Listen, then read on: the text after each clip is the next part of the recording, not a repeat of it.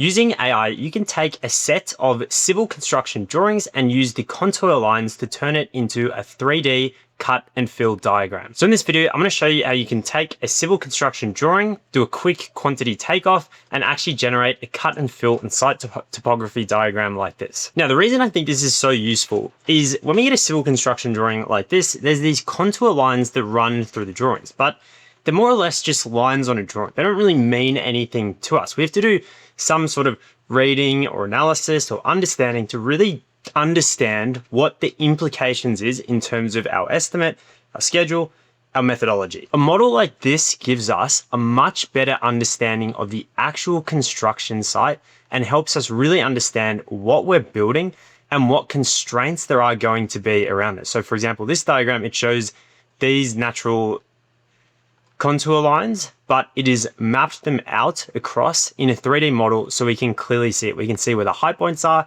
and then we can see the layout of the design slab or the foundation for the building, and basically where the cut and fill is actually going to be. So the cut is shown in orange, the fill is shown in blue. So if we go back to looking at the contour lines, we don't get that intuitive feeling for the layout of the site from just looking at these contour lines or these shapes on the drawings. They're just lines with RLs associated with them. It's 100 times more effective to price and plan off a 3D representation that everyone can understand and make meaningful decisions around than this 2D layout. So how do you actually build something like this? Well, the software I'm using to do this is ZZ Takeoff, and they have a feature where you can obviously perform your quantity takeoffs built up as assemblies. So if I'll just turn, so I've previously done this where I've mapped out all the individual contour lines, but the feature I'm using within the software is I can actually export this data file and import that into Claude. So I used Claude to actually put it together, but you can actually export your takeoff data and import that into Claude. So you do your quantity takeoff anyway. You're going to go through this process of marking up the contour lines and working out the cut and fill volumes.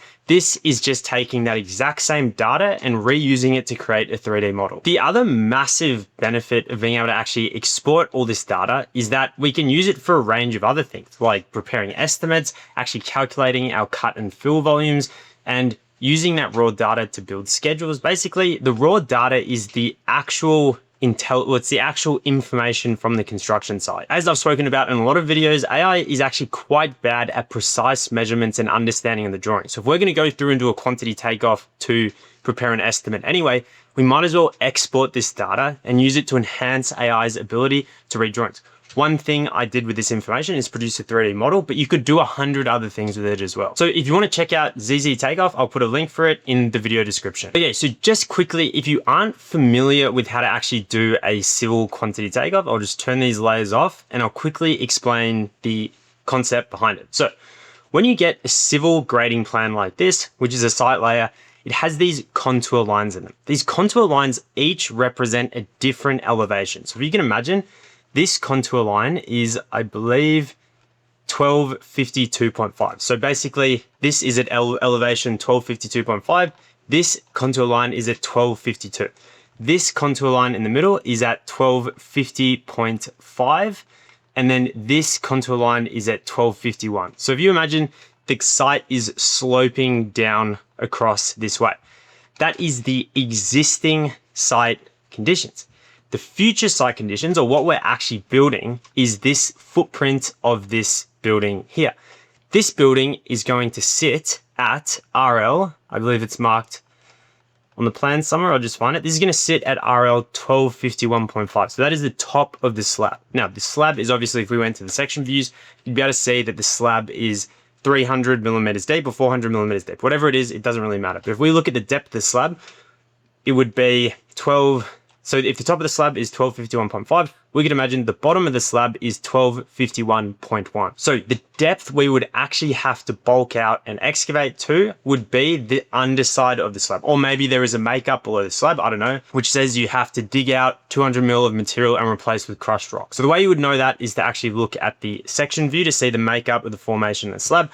But you can look at this and work out what depth we would have to excavate to. So to work out your cut and fill volumes, what we're really doing is we're working out the existing surface level, which is ESL, and we're working out the finished surface level, which is FSL. Our then cut and fill volumes will be for each of these contour ranges, the difference between where we're excavating to, which is finished surface level minus the depth of the slab, compared to what existing surface level is. So for example, down here where the elevation is lower, because again, if we look at this model, we can see the site is sloping down, then we would be able to see that at the low points, we would actually be having to fill. So we'd be having to import materials. But at this higher side of the building, we would actually be having to cut materials. So we would be having to remove material from site. So this is a really important thing to work out, because when we look at the cost of earthworks on a project, it is really going to be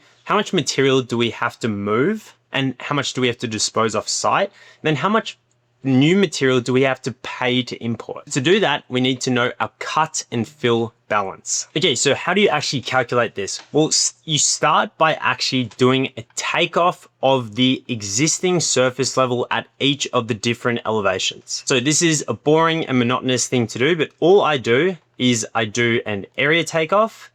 I'll mark it ESL for each different elevation range. If I say this one is 1251.5 to 1252. And then I simply go along and I mark the contour lines. Now, I wish AI could do this, but unfortunately, AI is not great at precise measurements and these sorts of quantity takeoffs yet. Now, I'm going to be lazy and I went and did all of this before the video, so I'm just going to turn these layers on, but you can see what I have done here is I've marked up every range, I'll turn that off, every range of contour lines. So that is our existing surface level. And what we would do is to say what surface level this is, it would be the average between these 2 points. So if that is 1251.5 and that is 12, wait, what's that one? I'll just check. I'll open this. That is 1252 to 1252.5. So we could just say in this area, the average is 1252.25. We just take the average between the two contour lines. So we go mark all of our existing surface levels. Now I've just gone and turned off all my existing surface levels. The final thing we mark is then our finished surface level. So this is going to be the height of the slab at the completion of it.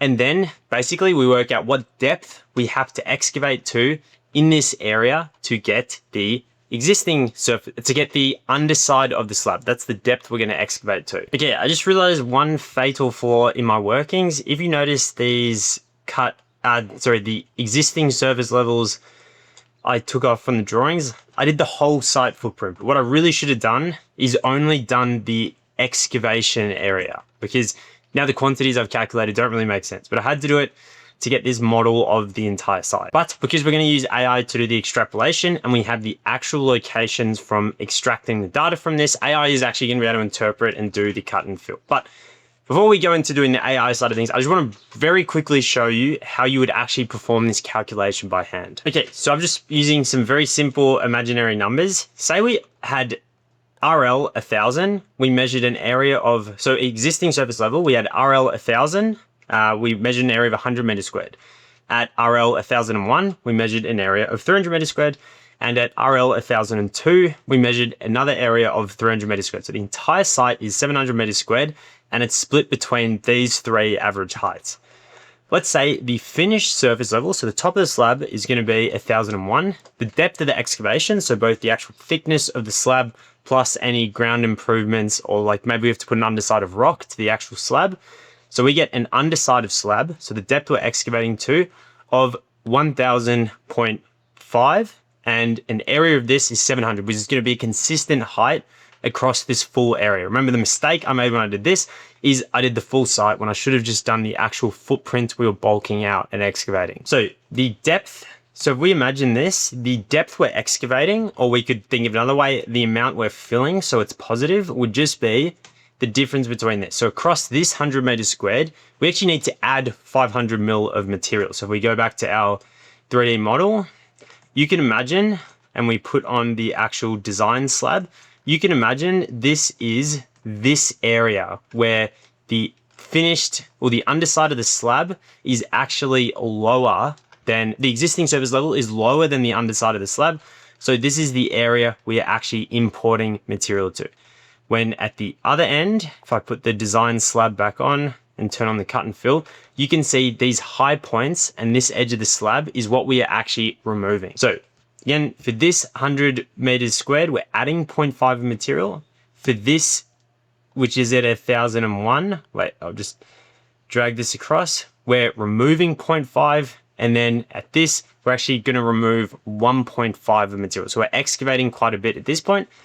And if we want to get the volume, we're going to go 0.5, the depth, times the area. So that's going to be 50 meters squared, 50 meters cubed in port when we're cutting 150 and cutting 450. Now, what's important to understand here is you don't take the sum of these numbers, because this excavating is still work we have to do. We actually have to move the material from one point to another. So it's important to actually understand the total cut and the total fill, because that is going to tell us, because we're going to actually have a productivity for removing material. We're going to have a productivity for filling material. Now, I'll add one more caveat of complexity to this. This is relatively a small site. It is not a big building footprint, so you wouldn't have to factor this in here. But if you have a very long project, like a road or a berm or some sort of like train line where you're doing civil works across a long area, it's actually important to consider where these cut and fill placements are and do what is referred to as a haulage diagram. So I just got this off Wikipedia, but this is sort of what a cut and fill haulage diagram would look like. You can imagine a road spread across kilometers. We actually have to understand the points where which you do the cut and fill. Now, what's good about AI is we can actually get AI to make these diagrams for us. That would be a future extension of this sort of simple 3D model. Okay, but going back to this example, what we have here is our total cut is 600 meters cubed and our total fill is 50 meters cubed. The actual delta is important because if we think about this, then we're actually got to remove material from site. So we're going to have to pay disposal fees and all these different things. If it was the other way around and we're actually importing a lot of material, we'd actually have to pay to import a lot of material. So I guess it's good. We're not going to have to pay to import material, but we're going to have to pay to dispose of it offsite. The other thing you need to understand is what is referred to as bank and swell factors. So what happens is when you remove material from site, so this 600 meters cubed of material, that is compacted in the ground. So what would generally happen is when we actually remove this from site, if we said each truck took 12 meters cubed, the actual material, when you dig it out, it decompacts. So that is referred to as a swell factor. This depends on the type of material. Again, I don't want to go too much into this here because I've done other videos on Earthworks quantity takeoffs explaining this, but say we have a swell factor of 1.2, then we would actually have to allow for truckloads to move 720 meters cubed of material, and we would have to allow for the disposal of 720 meters cubed. The fill quantity has the opposite effect. So when you actually, that is referred to as the bank factor, that 50 meters cubed we have to fill, that is, we have to put in 50 meters cubed of compressed material. So again, when we excavate that would swell. So we actually have to allow to import 60 meters cubed. Now, why this becomes important is because you can have different bank and swell factors. So you can just look up bank and swell factors online, and I guess this is a good description of it, where you have the bank, which is compressed in the earth, the loose, which is what you'd have to allow to actually transport, and then the compacted when you recompact it.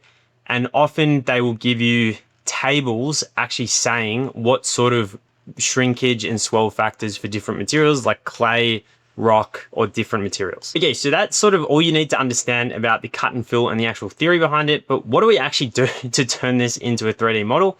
It is insanely easy. All I did, tap the spacebar 3 times, go to Tools, Export Data to File, and you actually download a representation of your takeoffs as JSON. So JSON is just a text file. Now, literally all I did is I copied in the actual construction drawing and that JSON file into a chat. And I said, I want to make a cut and fill model for a drawing. Here is the ZZ Takeoff data where I've been doing this. Can you turn this into a 3D model? I went a little bit back and forward with it. It made the initial first iteration and it had a few issues with it, like in terms of the scrolling and moving. There were a couple of things I didn't like about the design, and I wanted to actually show the finished surface level on it.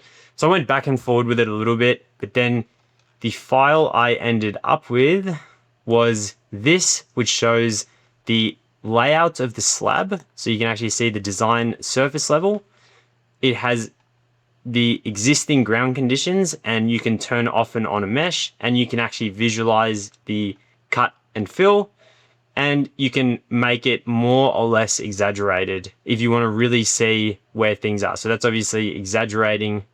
That's got an exaggeration factor of 20. So you can really see that compared to the existing ground conditions to the slab, there is a significant gap here. Now, I think this is cool, but the real thing always comes back to, and I always speak about this when it's talking about using AI for construction, is why is this actually useful? And I think the primary benefit of this is it is way easier to plan and communicate around 3D model than it is a 2D drawing. It's way easier to come up with a good sequence, methodology, discuss the pros and cons of different plants if everyone can quickly see and understand the topography of the site. Now, this Earthworks example was just one. It was a quick one I did on an Earthworks drawing, but I think there's potentially a lot of different applications you could do it. You could do this with a building quantity takeoff, and in your actual assembly for your takeoff, you could have the height of the wall and get AI to actually turn your 2D architecture plans into a 3D model. You could do it for underground services and clash detections and get it to compare across the section views of different trenching to look at the different depth of the services. You could even get it to do more complicated things like factor in, say for example, you're doing clash detection in a ceiling on a building, and you know your fire services can't bend, but your cable tray can bend. To basically do your quantity takeoffs, so map them all with the actual data, because again, the thing AI really struggles with is precise visual measurements. But by doing the actual takeoff, we're basically tagging and categorizing our data, so we're giving the precise coordinates of things in a format that's very easy for AI to understand. So again, if we imagine like the ceiling plan for a building, we trace the cable tray, we trace the fire services, and it just tells us here is the clashes. Based on the number of clashes, here is where you're going to reroute your cable tray. Now, as I said, I haven't experimented with a lot of these yet, but I do think this feature in ZZ Takeoff, where because you're going to do your takeoff anyway, you can just export the data from your takeoff, combine it with the raw PDF drawing data, combine like the vector data and the image data. It basically drastically enhances AI's ability to understand construction drawings. So again, if you do want to check out ZZ Takeoff, I'll put a link for it in the video description. And again, I've done some more detailed videos on how to do Earthworks quantity takeoff. So if you do want much deeper understanding of the process, then check out those videos.